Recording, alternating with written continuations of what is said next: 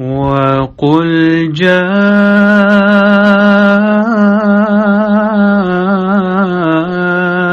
الْحَقُّ وَزَهَقَ الْبَاطِلُ إِنَّ الْبَاطِلَ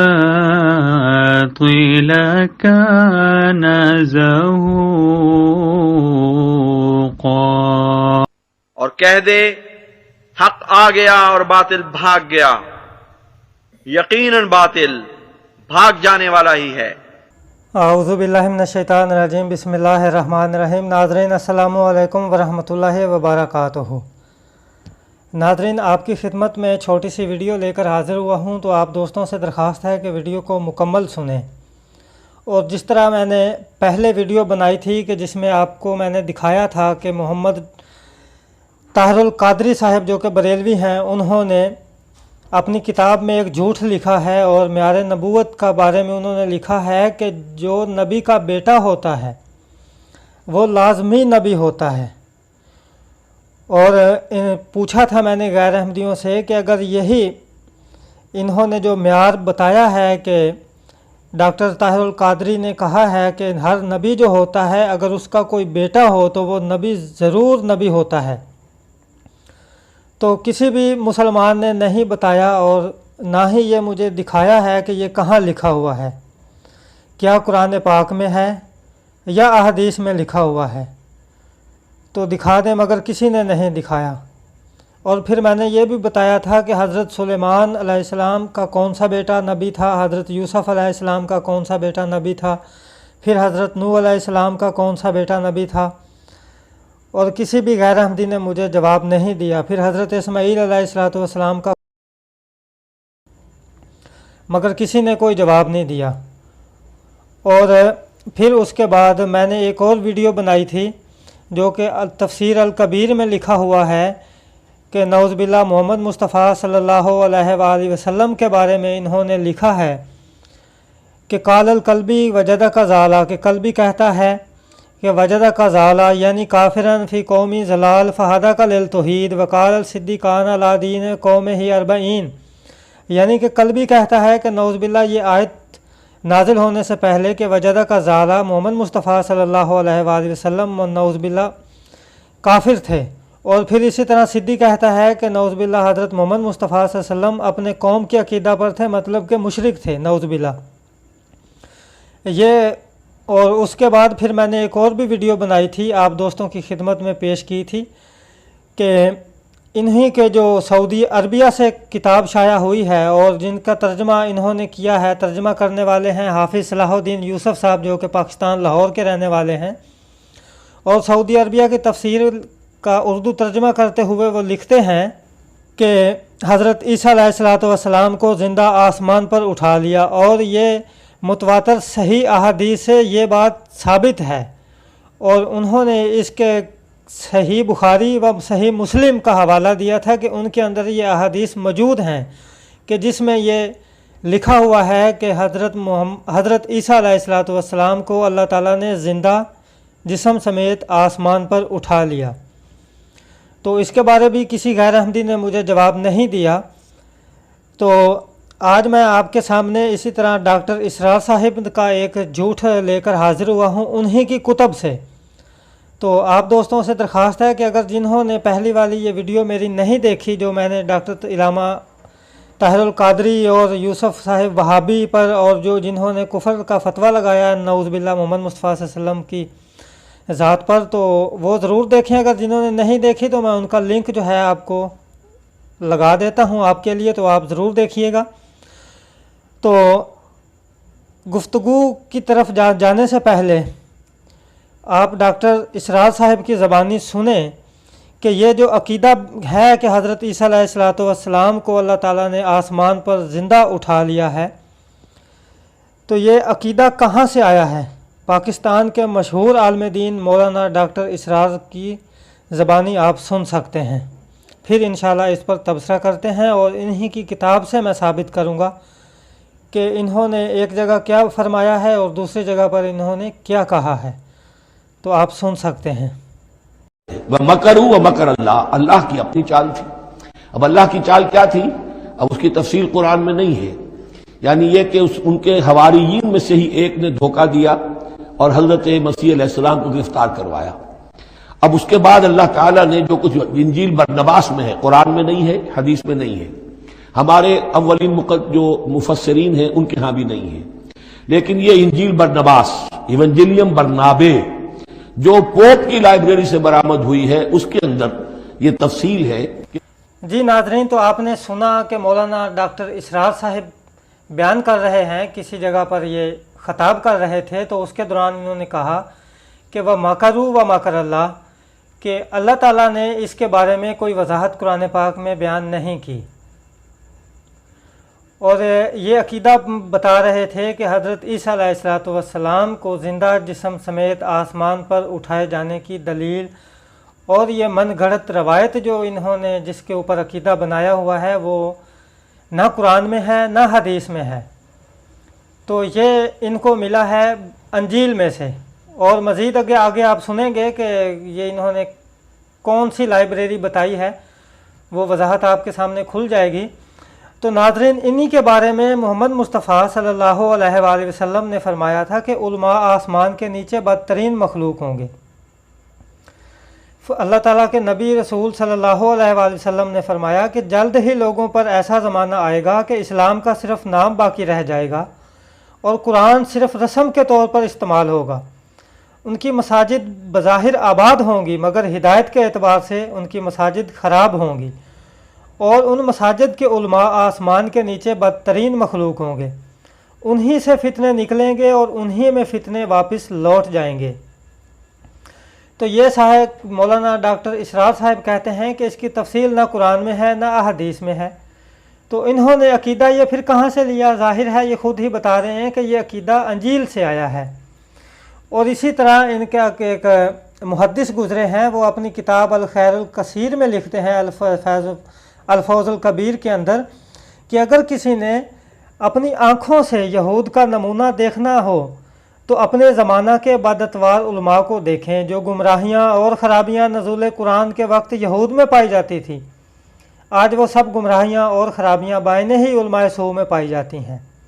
اور مزید وہ لکھتے ہیں غرض یہ لوگ صحیح احادیث سے تو اعراض کرتے ہیں اور موضوع احادیث اور فاسد تعویلات کو پیشوا بناتے ہیں۔ تو یہ محدث گزرے ہیں جن کا نام ہے مولانا محدث شاہ ولی اللہ صاحب، محدث دہلوی رحمہ اللہ۔ یہ ان کی الخیر الکثیر کتاب ہے، شرح الفوز الکبیر لکھی گئی ہے، اس کے اندر یہ باب اول فصل میں لکھتے ہیں۔ اور جب یہ خود اس بات کا اقرار کرتے ہیں کہ حضرت عیسیٰ علیہ السلام کا آسمان پر زندہ جسم سمیت آسمان پر اٹھائے جانا قرآن اور حدیث سے ثابت نہیں ہے،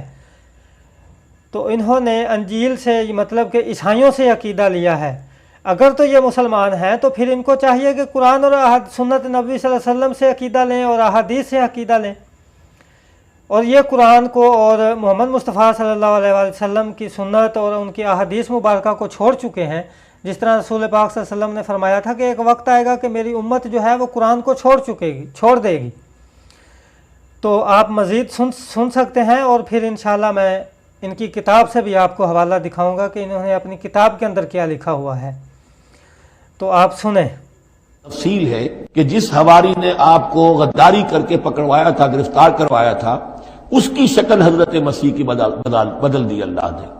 اور وہ پکڑا گیا، سولی وہ چڑھا ہے، اور حضرت مسیح پر وہ ہاتھ ڈال ہی نہیں سکے۔ باقی جو ان کے حواری ہیں 12 وہ باہر تھے۔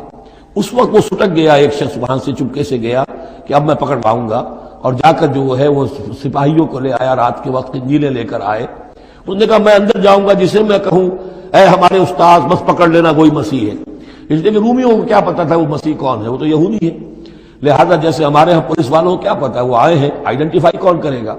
تو اس نے کہا کہ میں کہوں گا اے میرے آقا میرے استاد بس پکڑ لینا۔ اب یہ جب اندر داخل ہوا تو جیسے ہی کمرے میں داخل ہوا، اس کوٹڑی میں اس کی چھت پھٹی،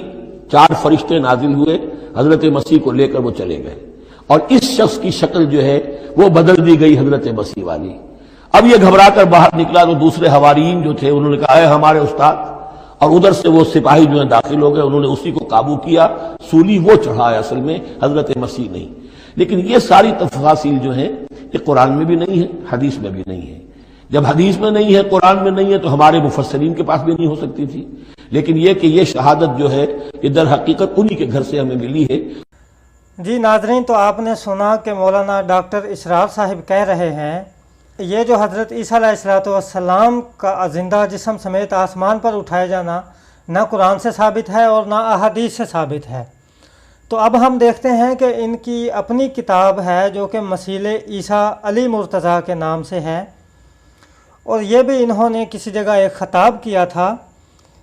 تو ان کی ترتیب و تدوین جو ہے وہ کی ہے شیخ جمیل الرحمن صاحب نے، اور شائع کردہ مکتبہ خدام القرآن لاہور سے ہوئی ہے، اور اس میں یہ لکھتے ہیں کہ حضرت عیسیٰ علیہ السلام کو زندہ جسم سمیت آسمان پر اٹھائے جانے کے بارے میں، وہ میں ابھی آپ کو دکھاتا ہوں۔ یہ عنوان چل رہا ہے کہ اس جگہ پر وہ لکھتے ہیں کہ ابن سبا اور پولوس ایک عجیب مماثلت۔ وہ لکھتے ہیں اسی حضرت عیسیٰ علیہ السلام کے بارے میں کہ یہودی جو ہیں یہ ایک تاریخی حقیقت ہے کہ جتنا سازشی ذہن یہودی قوم کا ہے اور اس ضمن میں جو بے پناہ مہارت اس قوم کو حاصل ہے، اس کا کوئی دوسری قوم مقابلہ نہیں کر سکتی۔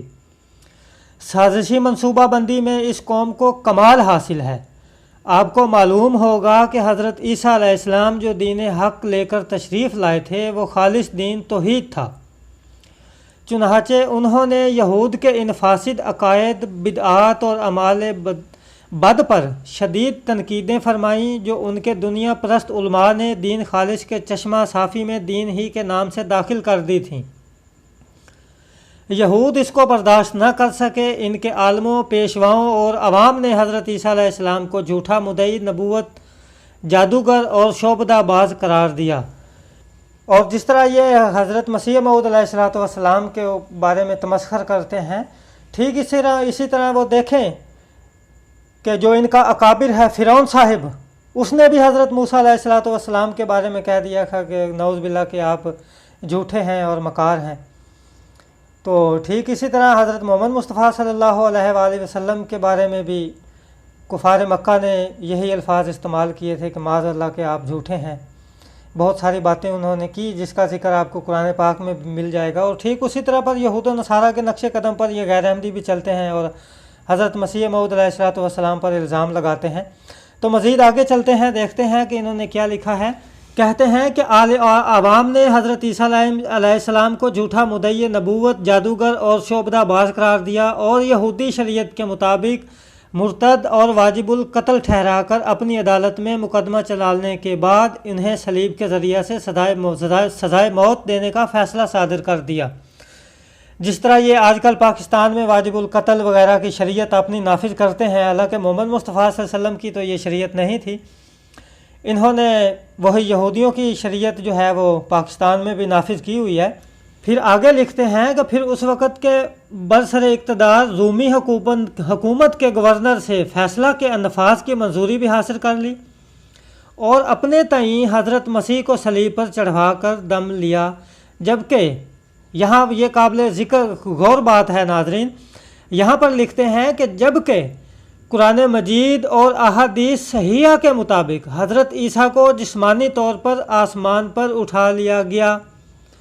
تو سامعین کرام، آپ نے پہلے سنا کہ ڈاکٹر اسرار صاحب نے کیا بیان دیا ہے کہ یہ قرآن پاک اور احادیث سے ثابت نہیں ہے کہ حضرت عیسیٰ علیہ السلام کو زندہ جسم سمیت آسمان پر اٹھا لیا گیا، اور اس جگہ پر یہ کہہ رہے ہیں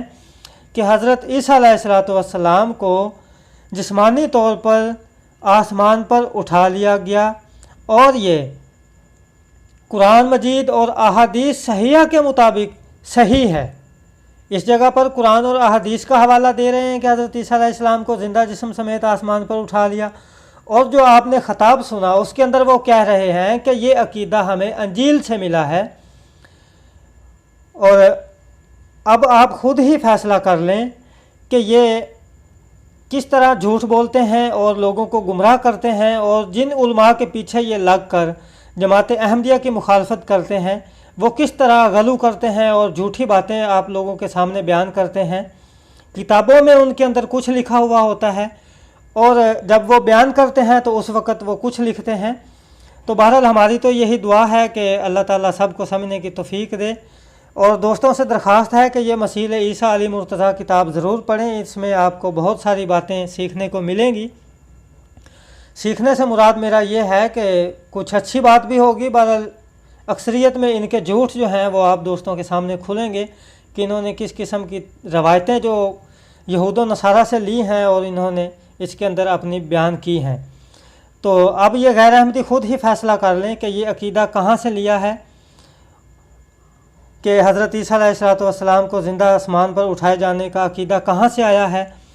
اور مولوی صاحب کا جو یہ بیان کیا ہے انہوں نے کہ یہ قرآن اور احادیث سے ثابت نہیں ہے، تو اس کا مطلب یہ عقیدہ قرآن و حدیث اور صحابہ سے ثابت نہیں بلکہ عیسائیوں سے آیا ہے۔ اب مسلمان خود فیصلہ کر لیں کہ وہ قرآن و حدیث کو مانتے ہیں یا عیسائیوں کی من گھڑت کہانیوں کو مانتے ہیں۔ اور ہمارا کام تھا کہ آپ لوگوں کے سامنے یہ جو علماء آپ کے جھوٹ بولتے ہیں، بہرحال اب تو یہ فوت ہو گئے ہیں ڈاکٹر اسرار صاحب، ہماری تو یہ دعا ہے کہ اللہ تعالیٰ ان کو بخش دے اور ان کی مغفرت فرمائے۔ باقی اللہ تعالیٰ کا اور ان کا معاملہ ہے، اللہ تعالیٰ ان کے ساتھ کیا سلوک کرتا ہے، ہم تو دعا ہی کر سکتے ہیں۔ بہرحال ہماری تو یہ دعا ہے کہ اللہ تعالیٰ سب کو سمجھنے کی توفیق دے، اور ہمارا مقصد کوئی آپ لوگوں کو نیچا دکھانا نہیں، ہمارا مقصد صرف یہ ہے کہ آپ تک جو ان علماء کرام کی حقیقت ہے وہ بیان کی جائے اور آپ کو دکھائی جائے، اور انہی کتابوں کے ساتھ جو آپ کے علماء کرام کی کتابیں ہیں انہی کی حوالوں سے آپ کو دکھائی جائے۔ باقی سمجھنا یا عقل دینا یہ اللہ تعالیٰ کا کام ہے، ہدایت دینا تو اللہ تعالیٰ کا کام ہے، بہرحال ہم تو کوشش ہی کر سکتے ہیں۔ تو آپ دوستوں سے درخواست ہے کہ ویڈیو کو لائک اور شیئر کریں، اور خاکسار اب اجازت چاہتا ہے، وما علینا الا البلاغ المبین۔ السلام علیکم ورحمۃ اللہ وبرکاتہ۔